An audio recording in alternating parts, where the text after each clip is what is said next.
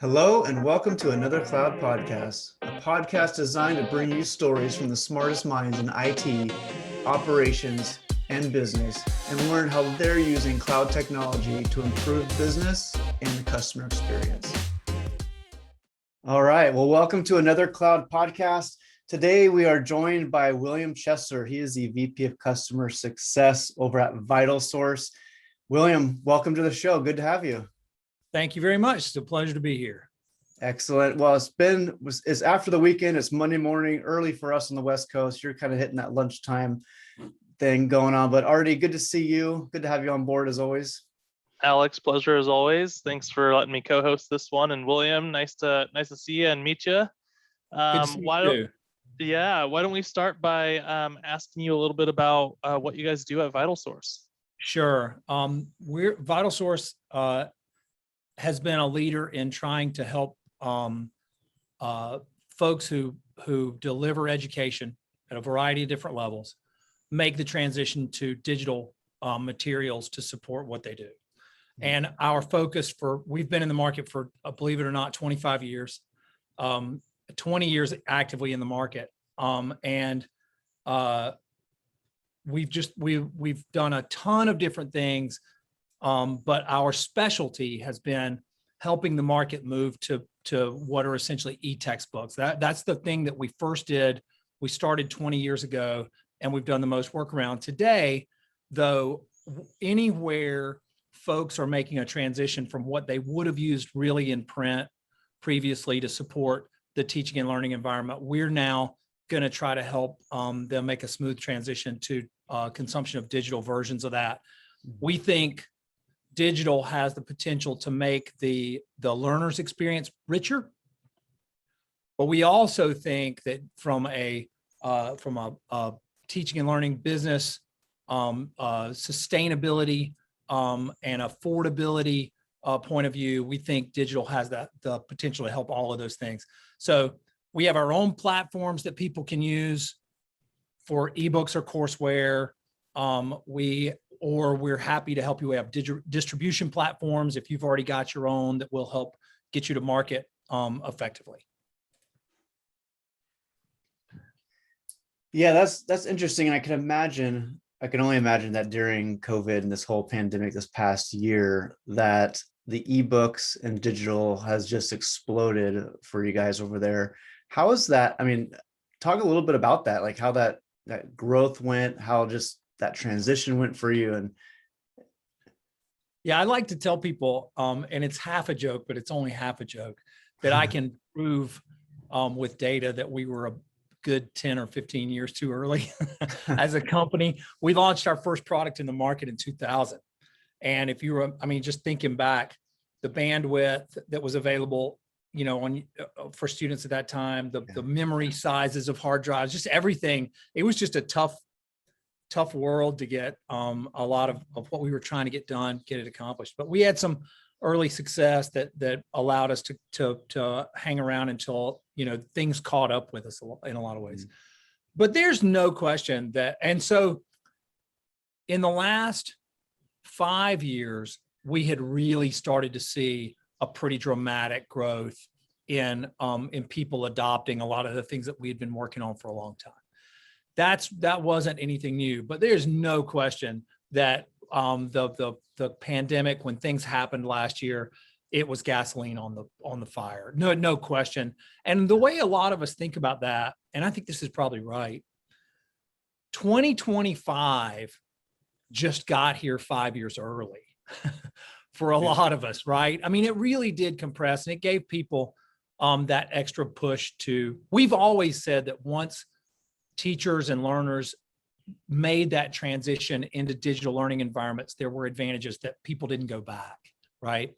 But all of a sudden we're in a position where the reality of the world just made more people jump in and try and have to take advantage of some of the things we did and had been doing for a long time. And there's no question it made everything speed up dramatically.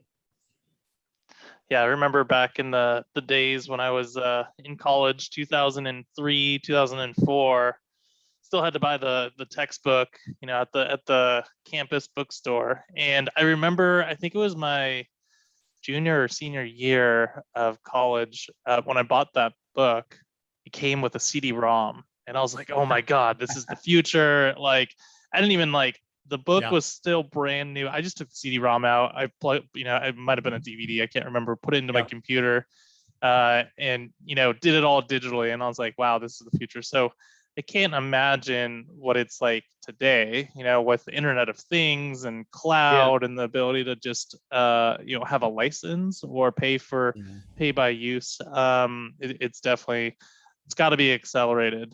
How do you guys? Oh, go ahead. The good news is that the bookstore part of that remains super relevant, right? I mean, that function that campus bookstore has as the place where, it as the coordinating place for how all of those cool materials get to the right people at the right time for the right, in the right ways, they remain super important and central to that whole equation. I think what's probably different today than when you experienced it is just the maturity of the tools. And we've always been focused on a couple of what we think are just these root things. Number one is the more active a student is while they're learning, the less passive, the better the learning is, right? So we do a lot of things. I mean, we'll work with the people who were actually creating the stuff that was on that CD-ROM. And again, we have our own versions. We'll work with other people to make it as good. So it's not just a bunch of flat PDF files, right? We want to make it as searchable as possible, as contextualized as possible. But on the other side,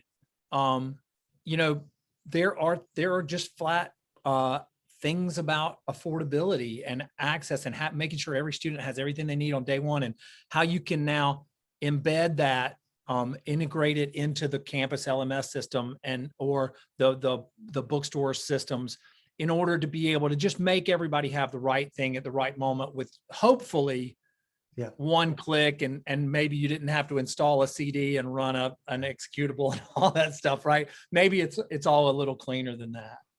Yeah, and what it is consumer or a college student adoption a major friction point or hard point for your end users? Tell us a little bit about how you get people involved and keep them in the same space. Yeah, so I think that is one of the things. That is one of the things that COVID sped up, right? If you're there are some really tricky economics that go on in any business, and ours is no exception. And one of the tricky economics is if you feel like you can get your hands on a super cheap version of the course materials, there's such an incentive, right, to make that happen. And if you're a professor, you're wanting to help make sure your students aren't spending money they don't have to spend. You're an advocate on their behalf, but then again, you want to make sure they have the right materials. It's complicated, right? And one of the things as we kind of shift into talking about customer success in particular, one of the things about our business that's particularly challenging is that end user, that student, is the person who ends up on our platform using their stuff and having to be successful as a user. But really, the institution that's delivering the material in some ways is more of a customer of ours. We're trying to help them be successful with making those students successful. And then the supply chain that scaffolds and that surrounds and helps that institution be successful is also part of our customer environment. And you go back upstream to the people who are creating the material in the first place, and they're also a customer success for us. I'm a customer set for us. And so we actually end up, and I don't think we're in any way unique. We might have, it might be more complex than some, but from a customer success point of view, we end up with separate teams that are focused on these separate pieces of the supply chain. That ends up being a lot of the complexity and a lot of the challenge that we as a company have when we think of, operationalizing. A lot of people will think about what we do, think of that student and think, oh, this is potentially kind of a straight up SaaS model with that student as your customer, but no, the student doesn't choose the materials typically. The student chooses maybe the point of sale that they go to get the materials, or choose what they think they have to have or not, right? But it's actually the institution that's typically making the choice of what the material is that's best suited to make those students successful in conquering this particular content or learning domain that they happen to be involved in. Does that make sense? Yeah, Totally makes sense. yeah, absolutely. And so you have these different buckets. What would you say, I suppose, like, what percentage of the buckets are the institution versus the students? And then how do you create a customer success team and environment around that to support all those different, I guess, call them customers of customers, right? Yeah, it's fun talking with you guys because you have a lot of context for customer success. So I don't necessarily feel like I have to explain how complicated it all is.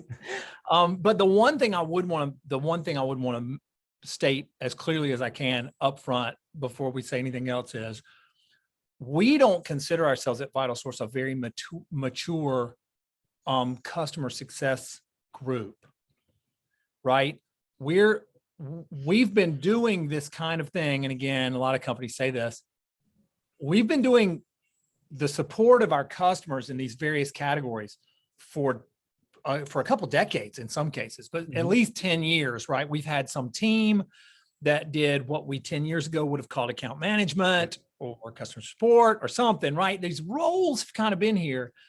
But in terms of this thing that the three of us are here to kind of talk about, this emerging discipline of a thing called customer success. And why is that exactly different than these things we thought we were doing 10 years ago? In terms of that discipline and those best practices, we don't consider ourselves to be a very mature group. We're a good reference for people who are just figuring out that, wait a minute, there's this thing called customer success. And how do you get your company to move from this thing we used to call account management to this new set of what are obviously best practices, right?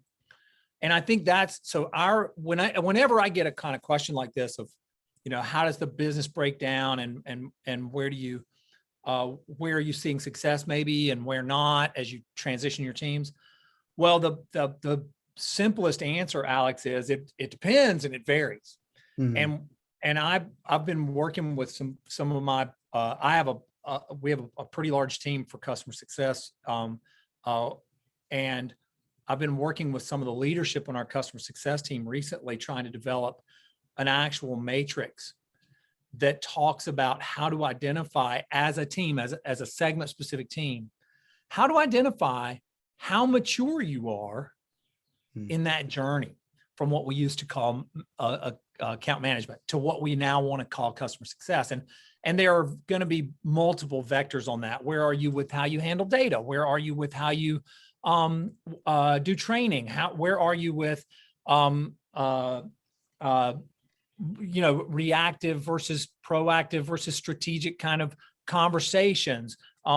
Those, we're trying to plot those vectors in a way that potentially we hope to eventually maybe come up with a kind of a rubric for the vectors that will help you plot yourself as a leader. So you can see, okay, as a team leader, I see that I have one team, for example, that I think is still, for a variety of reasons, in a pretty primitive state. I have another team that I think is pretty far along. A ton of that will have to do with the tool set that they're using, the maturity of the tool set, the maturity of the data structure around the tool set. You as a company, we're a company that went through a quick succession of acquisitions in the last few years. I think we did something like 4 or 5 acquisitions in 4 or 5 years, right?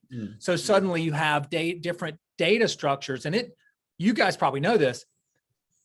It can be 90% similar, but 10% different. And it's still pretty challenging to get that real integration layer that you want to go back to pull together to begin to inform what your success teams are doing. Again, does that make sense what I'm what I'm Totally describing. makes sense. Yeah. It's complicated. Yeah. You can see I get wound up about this, and I tend to get off topic sometimes. Sorry if that wasn't. No, that's perfect. Yeah, and for a lot of the people out there in similar roles, I could see them on the same journey of maturity, of course. Starting with not really having true customer success frameworks and then building them out over time. And I think the journey is real. The journey from having nothing to having something to having the best or something ideal is a really good story to have. And it's good to hear people who are in it and throughout that change. It's also good to hear from people who have made it through and see the light at the end of the tunnel. But it's also great to see and interview people who are even at the beginning and don't even know how to start. So talk to us a little bit about some of the maybe the challenges that you have. You already talked a lot, and you hit on a lot of really good points. The challenges of having lots of different end customers, the end user, the institution as a customer, and content creators. Let's either drill into that topic a little bit more, or talk about other potential challenges that you have that kind of prevent you from getting to the next level of maturity for customer success. Yeah, so I think the one thing I think everybody immediately identifies is that sense of going from reactive to trying to be a little more proactive, a little more ahead of the story, and ahead of the taking the temperature of your customer, and being, that's the one thing everybody gets. 10, 12 years ago, it was everything was good until we got that email that said everything was not good, and then everybody was all hands to try to deal with it, right? And I think every person, through a variety of different connections this past year for me, I've been able to meet a lot of other VPs and directors of customer success, and invariably one of the places we always end up in conversations is on this topic of we used to be reactive. We're trying to figure out what needs to be true for us not to be. There's this funny series of questions that everybody I talk to is wrestling with this sort of diagnostic step.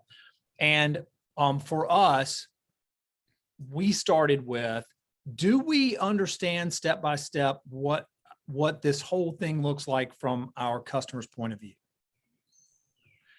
And we anchored really hard, really fast on the idea of the customer journey and having a customer journey map, right? That was one of the kind of buzzwordy, best practicey things that we when we came across it, man, it resonated with us, and we knew that was something that was going to be important to us.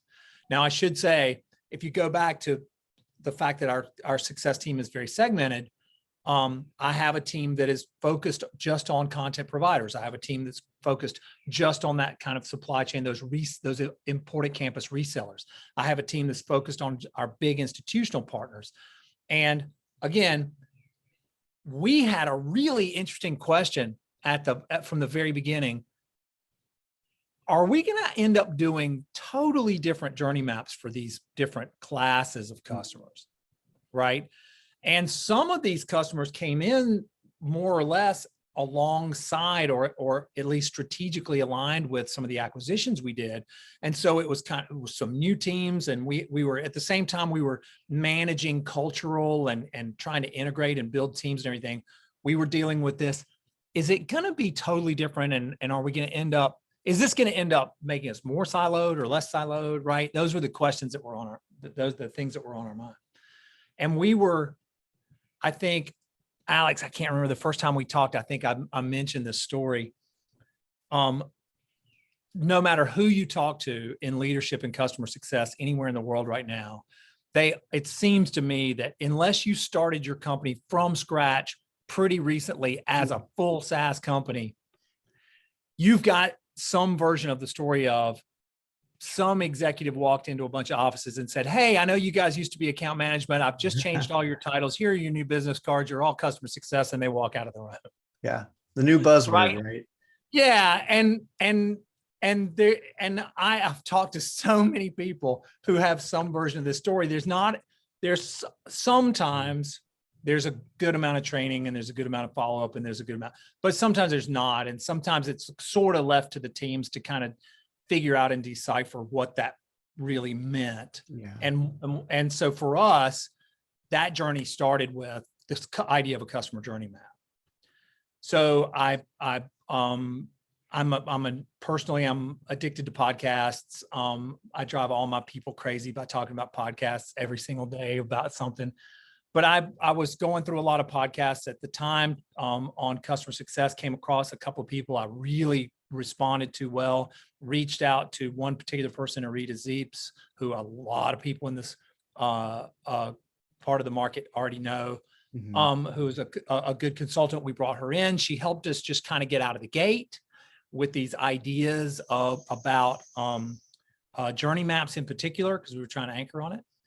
And so we sat down, my various team leaders went through the process of just trying to learn the language. And I will say, as an aside, just the commonality of language, just the commonality of vocabulary in and of itself was gold. Having all the teams talk about these phases in the same ways and the breakdown of responsibilities with a lot of the same terminology, super helpful. That's worth a ton. And to sort of cut to the punchline, we all went into it believing it was going to have to be very, very different journeys, and it wasn't. It turned out at the end that while there are a lot of nuances that are very different, there was a superstructure of a journey map that turned out at the end. We were very pleasantly surprised. We said, you know what, this will work in almost any of our businesses, at least. And while every team has their own flavor of it, it was really nice. It turned out to be a good team building exercise, just to see that, you know what, we're all doing a lot of the same things in a lot of the same ways. And therefore, the hidden leadership bonus here is, and therefore it should be perfectly acceptable for us all to use the same ticketing system. Yeah. We don't have it's not a, you use Zendesk, you use Salesforce, I'll use whatever, right? We were able to say, look, the structure here is common enough where in our particular case, where we were deploying Service Cloud on Salesforce at that time anyway, and it ended up being a really nice way to get everybody kind of bought in around this one thing, which for me was critical if we were going to be on a path to any kind of common data environment, right? Yeah.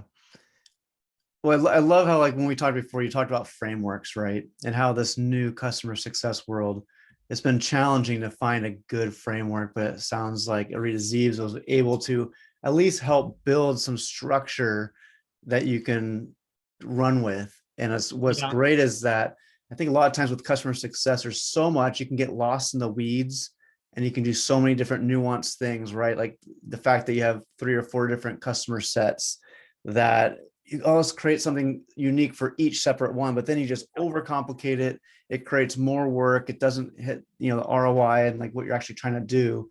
So I like the idea of just simplifying it, one framework across all the different groups, and then each one can have their own nuance to it, but you're not losing that main framework.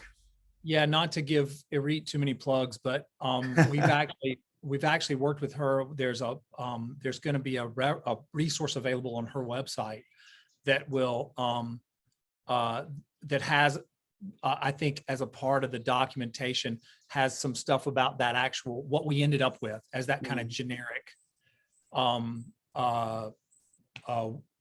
journey map kind of stuff. And so that might be something, Alex, worth dropping a link to later. I don't think it's live yet, but might be something worth putting into the show notes at some point. Absolutely. I mean, any resource for the audience or for people out there, because just like you're saying, like most people are coming from the account management world and they're going, okay, well, now it's changed. We're proactive, not reactive.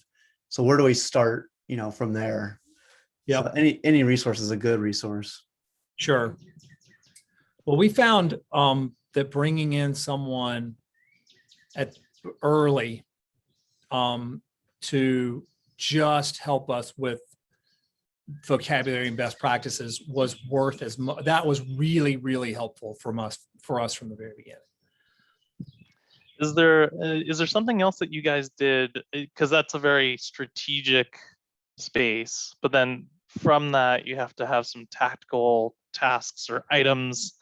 And I know consolidating into one CRM or repository or ticketing system was helpful. Were there other tactical changes that you guys needed to make coming out of that kind of session that were just eye-opening and just easy, low-hanging fruit? Not necessarily straight out of that session. We were in a primitive state at that session, and that was plenty for us to get out of that session, right? Yeah. And it was worth, again, worth its weight in gold. But I do think subsequent to that, one of the fairly tactical things that started to make sense to me was there were going to be, and we're going to really get in the weeds here, sorry, but there were going to be specific things that our teams were doing that, because of the complexity of our environment, it was going to be, we were on a pathway to the product maturing to the point where the product was going to begin to take on a lot of the scale. But where we were at that moment, we were not there yet. Mm-hmm. Right. And so when you start talking about tactically what we were doing, one of the big things, and I will end up, this will be one of the vectors in our matrix when we end up with it.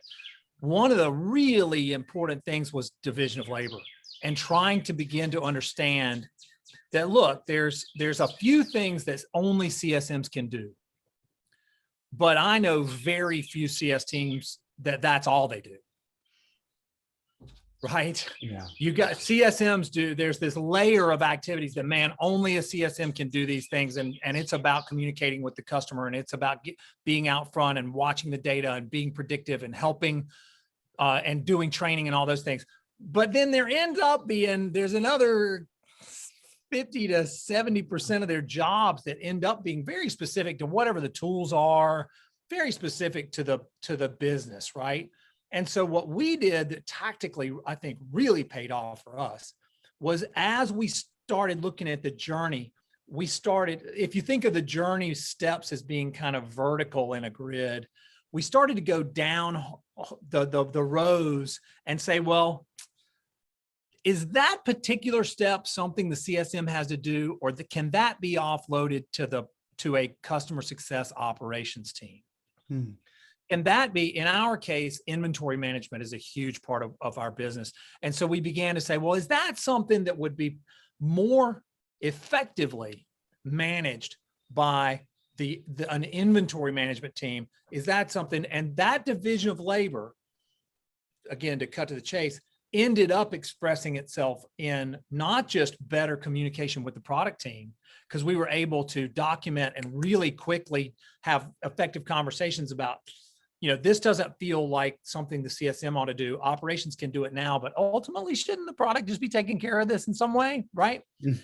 But even, I think, probably more importantly than that, as you're negotiating, which we all do, with the product team about the priorities around the things that you'd like to see versus the things that other things, as you're negotiating that, there's this runway where, in our case, we began to recognize, for example, there were some things that could be offshore. Mm. And we could be, so there's these kind of cascading. Is the CSM doing it? There are some items that probably need to be offloaded so the CSM can be more effective. As we offload that to operations, are there some things that we can find more cost-effective ways of doing, and more for us, more that give us a more burstable kind of scale?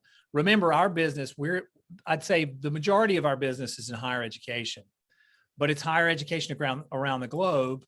We also we have a very robust adult learning part of our education. We also do some work in K-12. So we have different parts of the business really ramp up in work around academic calendars, training calendars, Southern Hemisphere academic calendars versus Northern Hemisphere academic calendars, and the management of that kind of on and off spiky nature of the workload, we made huge strides just by being able to begin to do that division of labor thing and apply various and different things work for different parts of the business, right? As you try to scale that. But all of that came out of that basic first, let us please identify the steps from the customer's point of view so that we can see what they do next, and start to then pull the threads from that of what does that mean to our team? What should our team have been doing before this? How do we break that out? Yeah, you hit it right on the head. And we've talked to a couple of people in a similar role, and they're at different points in their journey of transforming their teams, but we hear the same thing. People who are in the very beginning of this transformation, their CSMs literally do everything, like even sales and marketing, they do support, they upsell, they do like ticketing, they do feature requests to product, and then they do quality assurance after the product is released. It's all over the board. Yeah. But the mature ones get better with it. Some people are surprised to hear that my background has been sort of swinging like a pendulum over the years from kind of operational side, like what I consider what I'm doing today, back to biz dev, and then back to biz dev. But it's a function of the natural cycle of the business. You go and you get some new business. And then when you're a very small organization, you go back and you begin to try to build out the systems to support that business as it grows, right? And so all of a sudden, you were a part of starting a particular vein of the business. And now you're back to, and we all know how this happens. Let's be honest. The first time you just hire somebody that reports to that salesperson to make that stuff work. And then slowly over time, you realize, it's not going to work for them to report to the salesperson. We're going to burn through somebody every 2 weeks. So then you kind of, and that's a joke, but you don't build scale that way, right? And so then you pull it back out and it becomes this kind of customer support team. And then that becomes a kind of account management team. And then it becomes this kind of, suddenly, finally, one day somebody puts their head up and says, there's actually a discipline in the market that about this, and there are books. We should look at customer success. I think we're a totally typical example of that. And again, don't consider ourselves to be super far along that journey. We've learned a ton. And I think we're a great kind of guidepost for folks who, like you were just describing, are, just really realizing that they need to make this kind of a transition. Those are the folks. If you've worked for Salesforce for 15 years and done customer success, you're not going to learn anything from us. You got, those guys wrote the book on it, and they have a very mature approach. We're I think kind of poster children for the folks who are really just identifying and starting the journey. Yeah, well, like you're saying, you didn't start as a SaaS company where it was automatically already there. You had to go from a model that has been there for 20 years. Now you're transitioning over, and at the same time, you're getting hit with all this, influx of business because of COVID and just in general, everything going digital. How did you, talking about the tech stack a little bit, how has that matured over the past 5 years to help enable this new framework and enable, the growth and keep up with it? One of the things I think a lot of people might find a little surprising about our business is that our end user support team doesn't report into the same part of the company as customer success. We do have a robust B2C business. It's one of the segments that we serve. So we do have some customers coming directly to our website and buying stuff, but they're served through the customer support, that support team, end user support, which actually reports into our product group. We stay closely coupled with them, but a lot of people I think would be surprised. It's not the customer success team for us supports the B2B business, right? And so our end user support team uses Zendesk, and so we had that. on our side, we're much more closely coupled with the sales teams, of course. So we're much more likely to be in and out of Salesforce. Gotcha. Yeah. Right.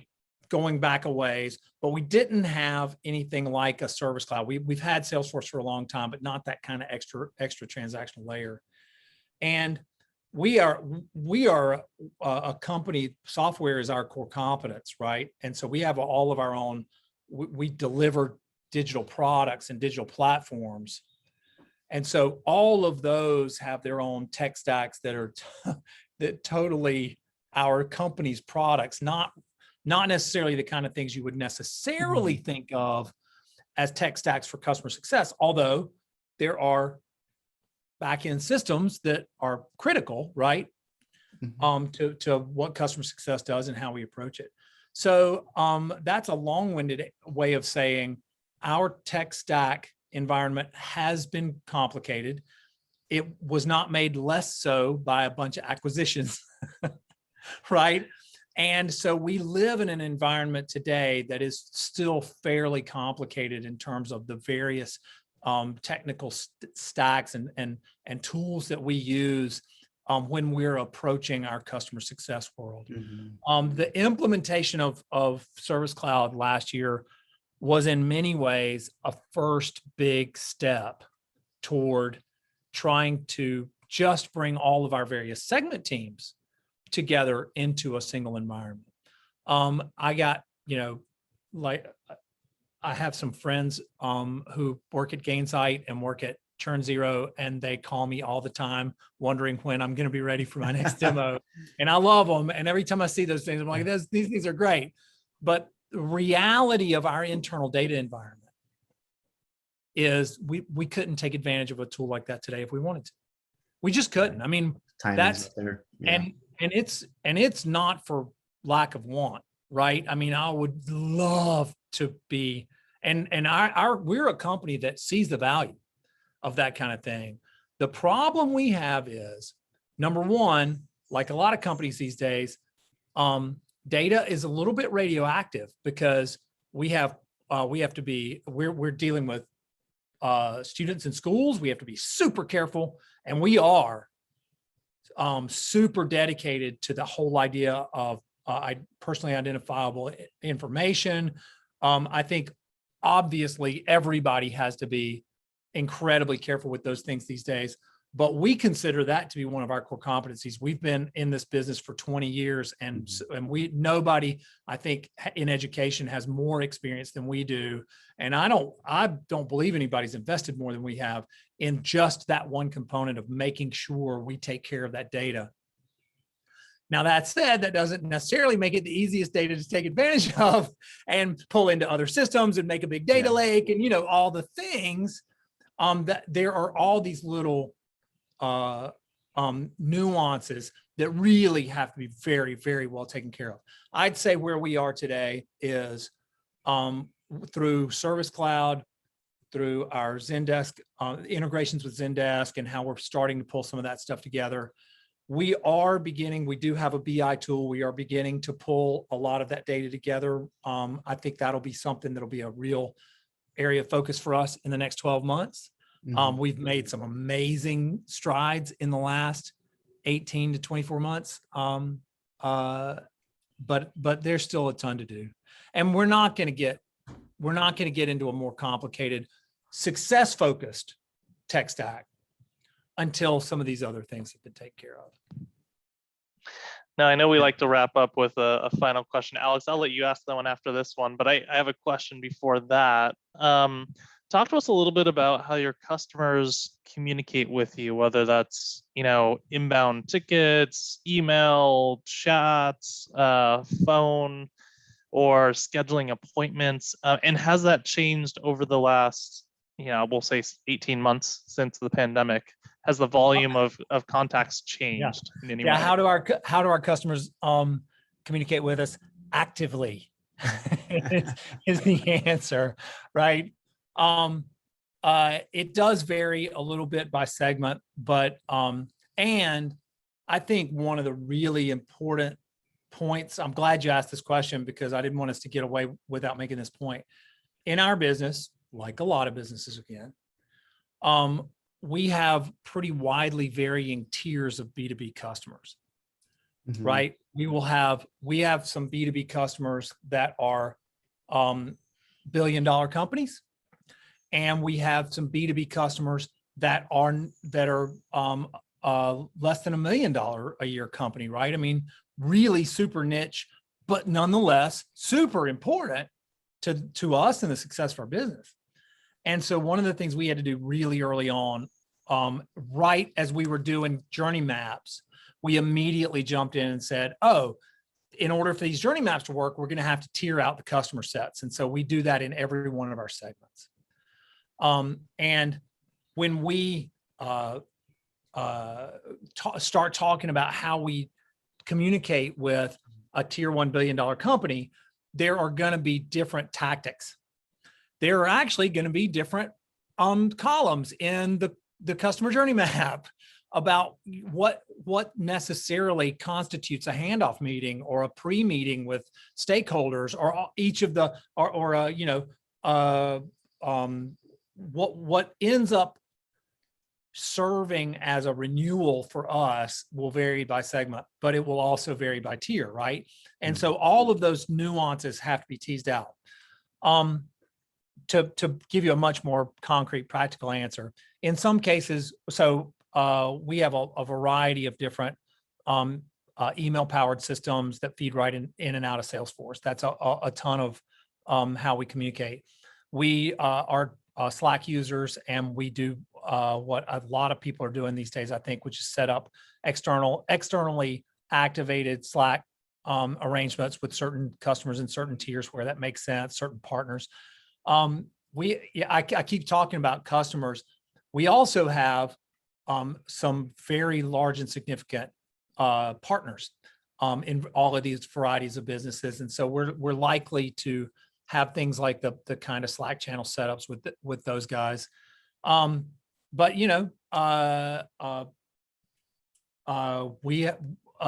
we're pretty old school in the number of times we want to try to get our CSMs on the phone with people as well. And now, of course, no one does anything but Zoom, right? Suddenly it's all Zoom every day, all day, for everything we do. So in all of those cases, it is we like to think it's a coordinated collection of these various avenues, but you can't, in our business, it's not reasonable to think you're gonna try to lock a customer in on any one of those. It's going to be multiple. The most significant improvement, I think, in the last 12 months for our business, though, has been the things that we do that automate communication in and out of a ticketing system in Service Cloud. Yeah. There's nothing like automation, right? And where it makes sense, because you still want to maintain that good relationship. You don't want to just automate the world out of the process, because then you lose that voice of customer. A lot of people, I think, want to jump to the conclusion that these really big tier 1 publishers, they're going to take 80% of your time, and your important but smaller customers, that they're going to they're going to just, need a requisite corresponding amount of attention, right, according to the size of the business. And what most people come to understand, and I think this is most businesses, is that it can actually be the opposite.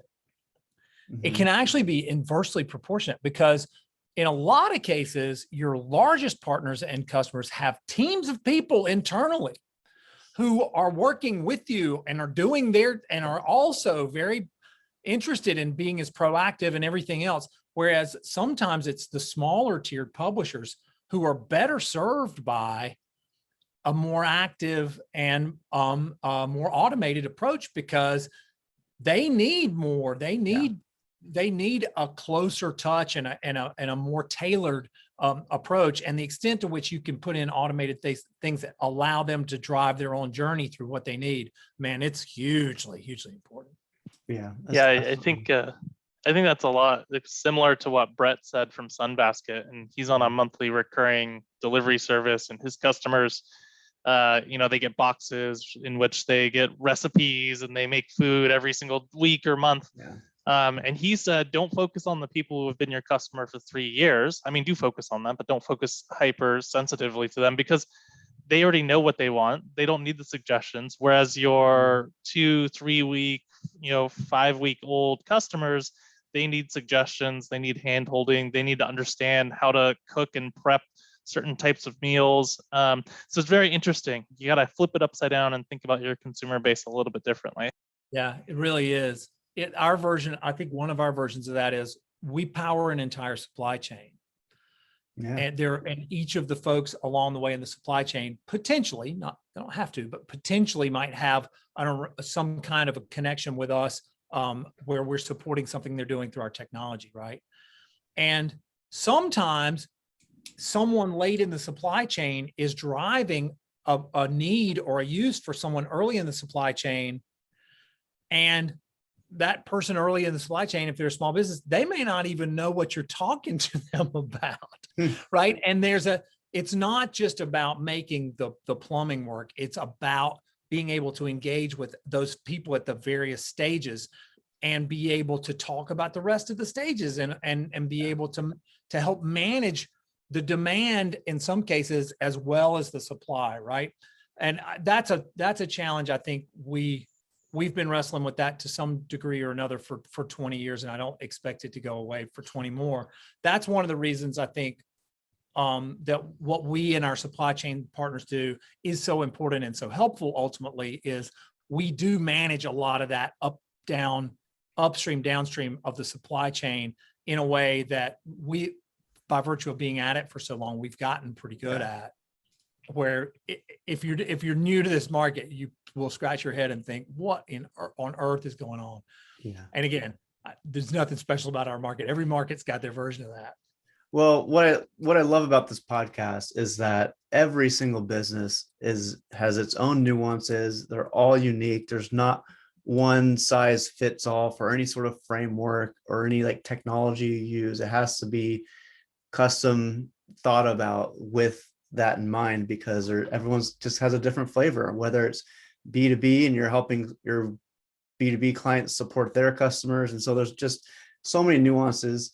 William, one of the things we like to do at the very end of the podcast is just ask about a personal customer experience that you've had with a brand or a service that that blew you away, where you're like, that's how we should be treating our customers or our clients. I'll give an example. This is a small one for myself. It was just over the weekend. I got our skis all tuned up into winter tune so that they're all good for the summer until next year. And there are some burrs on it. There's the edges weren't quite done the right way. There's still some kind of rust spots. So I brought him back in over the weekend and said, hey, you know what? Like, this wasn't quite what I thought. And so he looked at it. It's like, you know what? We just got a new bevel machine. We're going to put it through that. Don't even worry about it. Come back next week and we'll have those all cleaned up better for you. So it's just, for me, it's always about taking care of the customer. They didn't give me flack. They didn't even look up my record to see that I even paid for the full tune-up before. And then here they are. So any examples that you have that kind of stand out? Yeah, I tell you what, let me say one thing before I answer your question. Before we stop, I have to say, I get the fun of jumping on a call like this with folks like you. This is so much fun and talking about what we're doing. And it is so great. I get the privilege of doing this, but I have to tell you guys, I have a group of directors and managers who report to me, who are the people who really did everything that I'm talking to you about. And I have learned most of what I'm talking about. I learned from them in the last 2 years. And the folks that are really leaders on our customer success team are the ones that really, you'd get so much more if it was a panel of them instead of just talking head William telling all these stories. Yeah. But and when you first said, stories about really high quality customer success, the first thing that popped into my head was some of the things that I've heard our own teams do for folks that I would think, wow, I am so happy what a team, right? And without, I had nothing to do with it. These people are just really good at what they do. Now, that said, as you were talking, one did pop into my mind. I did have a good example. I won't name the actual product because it's a good and bad. Okay. So, I run a lot. I jog. I don't know that people would call it running, but I do jog really religiously. And so I, like all cyclists and runners, I'm into the gear. Yep. It's the only reason we really do it. It's all about the gear. And I discovered recently a set of headphones that it's these bone conducting headphones. I don't know if you've heard of this. No. But the advantage is they go behind, they don't cover your ear. Your ear is still wide open to hear your surroundings. And the sound is being transmitted through bone conduction, like in front of and behind your ear, right? Anyway, so that'll narrow it down for people. But so I wanted to try these, and I tried them, and it was a really good product experience. I loved the product. But sure enough, after a month, something came loose in one side and I could hear it rattling, and I was so disappointed that I really liked these things. I wanted to keep them forever, right? And I went to their website and just to say, hey, I need some help, need some support here. And the bad part of the story is the website was not helpful. It was, they're obviously, and I'm sympathetic to this, they're obviously one of these companies that's trying to manage costs on the support side, right? It was not easy to find a way to communicate with their support team. It's very disappointing. So I did what everyone always does. And if you had not driven back down there, Alex, I guarantee you would have done this about your skis. I tweeted. Oh yeah. At this company, hey guys, had a pretty crummy experience, super disappointed because I love the product. And man, within 2 hours, I had receipt. I had a confirmation number of the new set they were shipping me. I had the shipping confirmation within 2 hours. And that to me, it completely turned my experience around. And I was 100% back in on this company and thought, wow, that was great. Now, Alex, I think we could have a whole nother hour of conversation about sure. Is that customer success, or is that customer support, or is that reactive, or is that proactive? And is that, that's a fun one to pull the thread on, maybe in the future. Yeah. But that is the thing that came to mind when you asked me that question. It was a better or worse. Yeah. It was a really good experience with a team that was supposed to try to make me happy, and they absolutely did. Yeah, I absolutely love that. And I think a lot of it too is, meeting the customer where they're at too. Like you wanted to tweet something out to get a response. That's the channel you took. Right. But if they didn't have that channel to monitor or watch, you're done buying that brand, and you're going to tell all your friends about it, all your other running buddies. Hey, I tried those, but yeah, it fell apart. They didn't do anything about it. I would recommend looking somewhere else. Now, a better customer success example, my son's moving into an apartment in a nearby college town. He moves in June 1st, so in 3 weeks. And he had it set up with a provider that shall remain nameless that was supposed to come by that day and hook up his internet. And they sent him an email yesterday saying that without talking to him, they had decided to change the date. They were going to come a week earlier. Oh, wow. Now that's move-in date is June 1st, right? Nobody lives there a week earlier. Yeah. And that to me is an example of a company that's really, they haven't really thought through this whole customer success thing yet, or at least they're super early in the process. Well, sadly, that's the cable company / internet company for you. But anyway, that's one of those. Go ahead. That's one of those things that you need assurance that you have internet. It's almost like you need water and gas.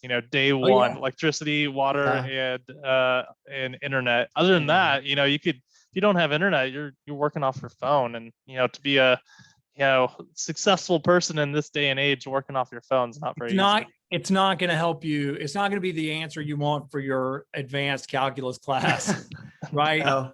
It is all Zoom and it's all online, and I could do without gas and water. The internet is very important. Exactly. I know, man. Yeah, because you could order food from, and then yeah, but it's tough not having internet. But we're all hooked for life. But William, man, I gotta tell you, it's wonderful having you on the show, and you have such great insight. And I think anyone that listens is going to definitely learn something, especially the ones that are on the journey early in the phase of this customer success journey. But again, thanks for jumping on. It was an absolute pleasure. Obviously fun. I enjoy it. So thanks again for the opportunity. And I hope we have a chance to follow up. Absolutely. Thanks, everyone. Bye-bye. Well, that wraps up the show for today. Thanks for joining. And don't forget to join us next week as we bring another guest in to talk about the trends around cloud contact center and customer experience. Also, you can find us at adleradvisors.com, LinkedIn, or your favorite podcast platform. We'll see you next week on another Cloud Podcast.